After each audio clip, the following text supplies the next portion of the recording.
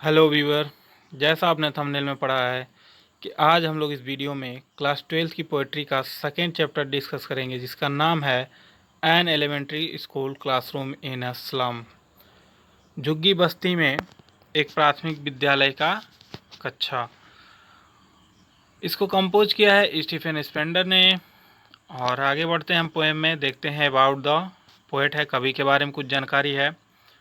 तो Stephen Spender 1909-1995 was an English poet and an essayist.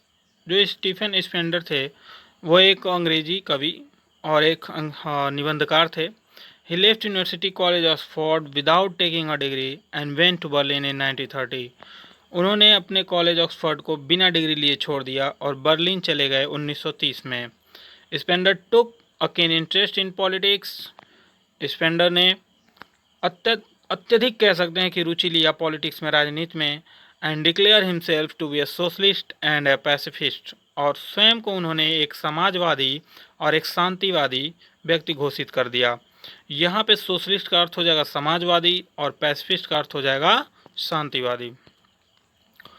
Books by Spender include, जो Spender के द्वारा लिखी गई बुक्स हैं उनमें शामिल है poem of dedication, the age of being, the creative element, the struggle of the modern end और an autobiography, world within world, और in an elementary school classroom in a slum. He has concentrated on theme of social injustice and class inequalities।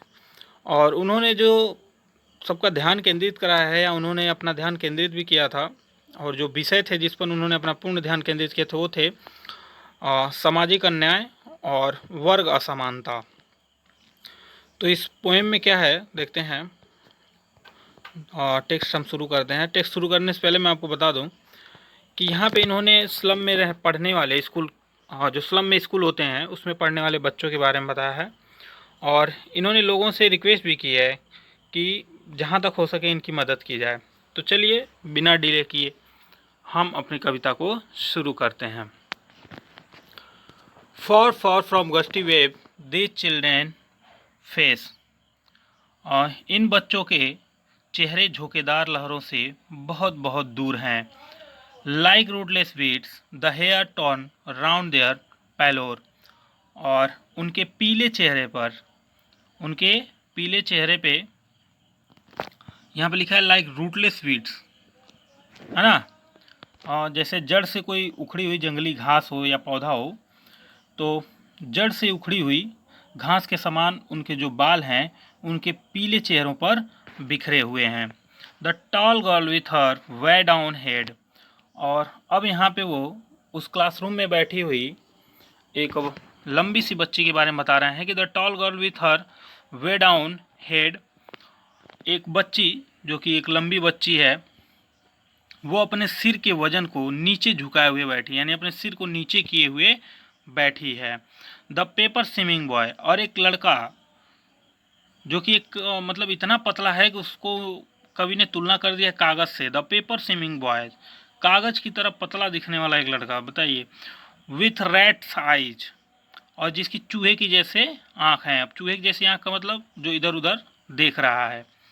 The stunt unlucky heir of twisted bones, और वहाँ पे एक और लड़का बैठा हुआ है, the stunted unlucky heir of twisted bones, जिसकी जो हड्डियाँ हैं, आप कह सकते हैं कि जो उसकी हड्डियाँ हैं वो थोड़ी सी विकृत हैं, यानी घुमावदार हैं, ठीक है। तो बड़ा दुर्भाग्यशाली बच्चा है जिसकी हड्डियाँ बड़ी घुमावदार है। Resetting a father granted disease, और जिसे अपने पिता से विरासत में एक गठिया रोग मिला हुआ है, ठीक है।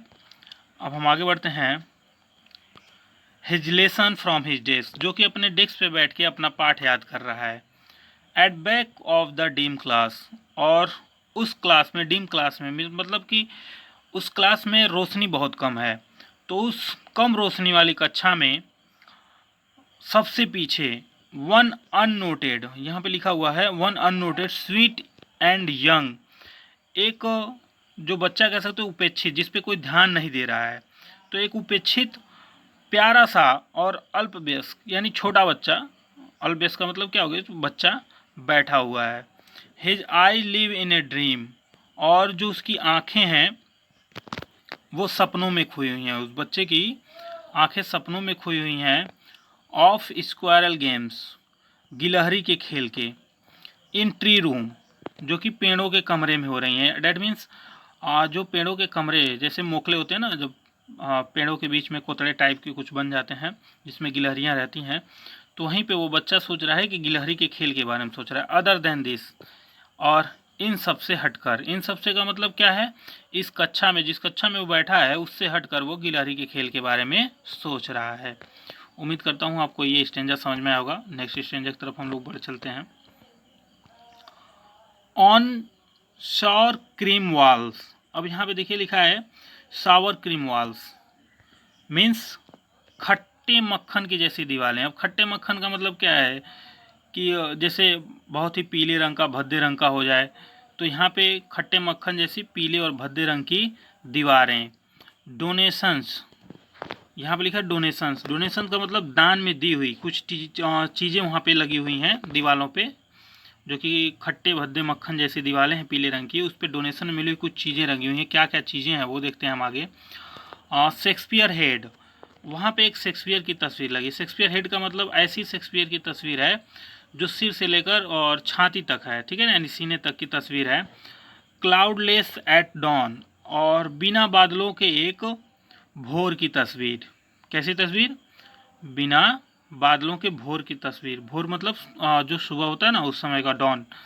तो सिविलाइज डोम राइडिंग ऑल सिटीज, और समस्त शहरों को पथ दिखाती सभ्य गुंबद। सभ्य गुंबद का मतलब हो जाएगा पवित्र धार्मिक स्थल, जैसे कि गिरजाघर हो गया, ठीक है।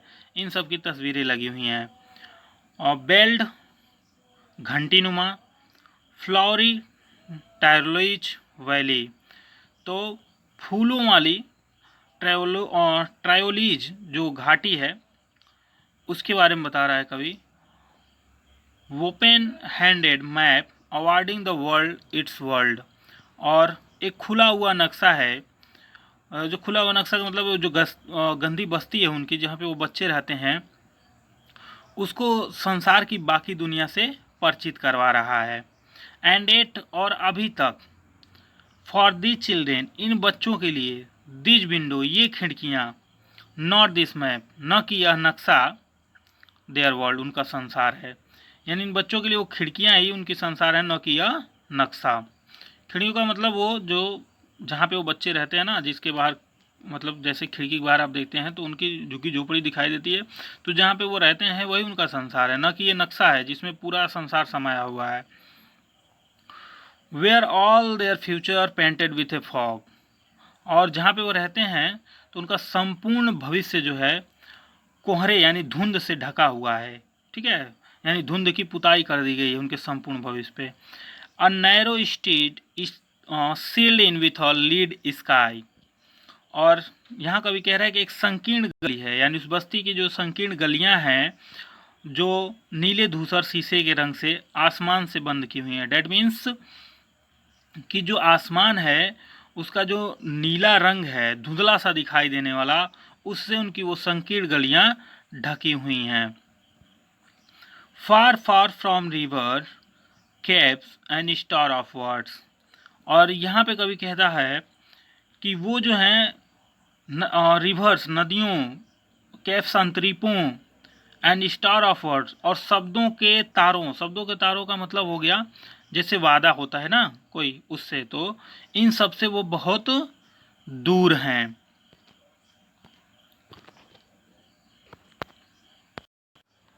अब हम आगे बढ़ते हैं।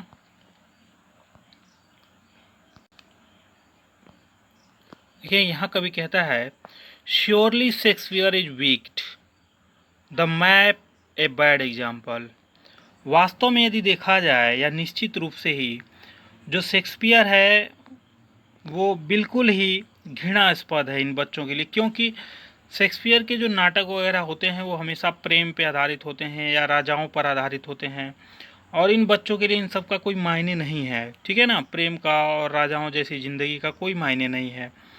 और the map a bad example, मतलब नक्शा जो है ये को मतलब अप्रिय उदाहरण है। क्यों है?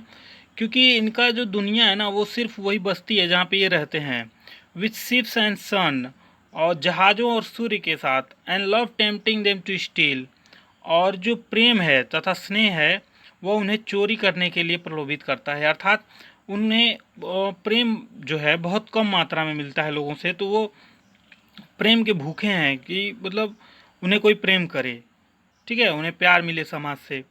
For life that slyly turn in their cramp hole from fog to endless night. और यहाँ कवि कहता है कि उन जिंदगियों के लिए जो धूर्तापूर्वक उनकी तंग खोलियों का मतलब होता है कि ऐसे गलियाँ जो बहुत ही पतली पतली हैं, वहाँ पे कोहरे से अनंत रात्रि तक अंदर की ओर मूर्ति चली जाती हैं। डैट मीन्स जहाँ पे वो रहते हैं वहाँ पे उनका कोई भविष्य नहीं है, उनके लिए एंडलेस नाइट है, ठीक है, जो समाप्त न होने वाली रात है। ऑन देयर स्लैग हिप, और जो बेकार की चीज़ों का ढेर लगा हुआ है, ठीक है ना, वहाँ पे जो ये लोग रहते हैं, जैसे बेकार की चीज़ों का जो ढेर है, स्लम्स है, वहाँ पे ये लोग रहते हैं।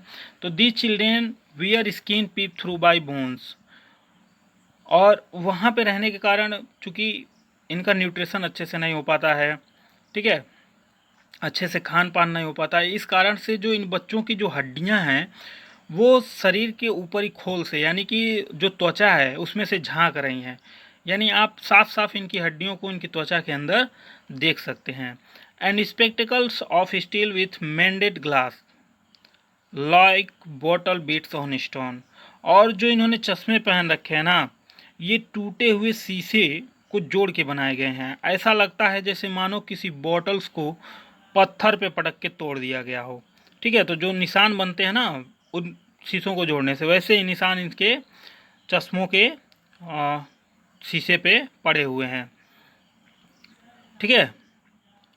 All of their time and space और फॉगी स्लम, और उनका सारा समय और विस्तार कोहरे से भरी हुई गंदी बस्ती है। डैट मीन्स जितना वो समय बिताते हैं सब उसी बस्ती में बिताते हैं, और जो भी उनकी दुनिया है पूरी की पूरी सिमट के रह जाती है उस स्लम में। So blot their map with slum as big as doom, और यहाँ कवि लोगों से आग्रह क्या करता है कि जिस प्रकार से कोई एक प्रलय आता है और बड़े स्वरूप के भांति कई चीज़ों को मिटा के चला जाता है, वैसे ही चलो और इनकी गरीबी को मिटा दो, ठीक है, यानी इनकी जो गंदी बस्ती है उसको समाप्त करो। इनको डैट मीन्स कहने का मतलब है कवि के कि इनको उस बड़े पैमाने पर इनकी मदद करनी चाहिए। तो उम्मीद करता हूँ ये भी स्टेंजा आपको समझ में आया होगा। नेक्स्ट स्टेंजा की तरफ हम लोग बढ़ जाते हैं। अनलेस गवर्नर इंस्पेक्टर विजिटर, और जब तक कि कोई राज्यपाल, कोई इंस्पेक्टर यानी दरोगा निरीक्षक जो भी आप समझें, विजिटर मीन्स आगंतुक जो घूमने के लिए लोग आते हैं वहाँ पे, this map become their window, जब तक कि इस नक्शे को उनकी खिड़की तक ना पहुँचाएं, डैट मीन्स उनके पहुँच में ना बना दें, यानी जो संसार है इसको ऐसा बनाया जाए उन बच्चों को कि वो भी इस संसार को देख पाएँ। And this window that shut upon their life like catacombs, catacombs का मतलब होता है कि किसी ताखाने में अंदर की तरफ बनाई हुई कोई कब्र। तो this windows that shut upon their life like catacombs, और ये जो खिड़कियां हैं जिन्होंने उनके जीवन को, यानी उन बच्चों के जीवन को एक कब्र के रूप में बना के रख दिया, यानी कब्र के अंदर कैद कर लिया है। Break open till they break the town, और कभी यहाँ कहता है उन खिड़कियों को तोड़ो और खोल दो उन खिड़कियों को, और जब कब तक तोड़ दो, जब तक कि वे इन गंदी बस्तियों को तोड़ न दें या ख़त्म न कर दें, ठीक है। यानी कि कभी यहाँ पे सीधा कह रहा है कि उन बच्चों की हेल्प करें और उन लोगों की हेल्प करें जो स्लम में रहते हैं, ताकि वो स्लम में न रहें।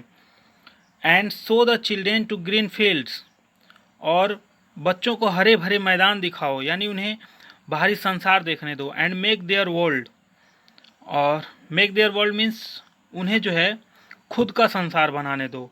Run azure on gold Sands, जो कि एकदम से सुनहरे जो रेत के कण है उस पे वो दौड़ सकें।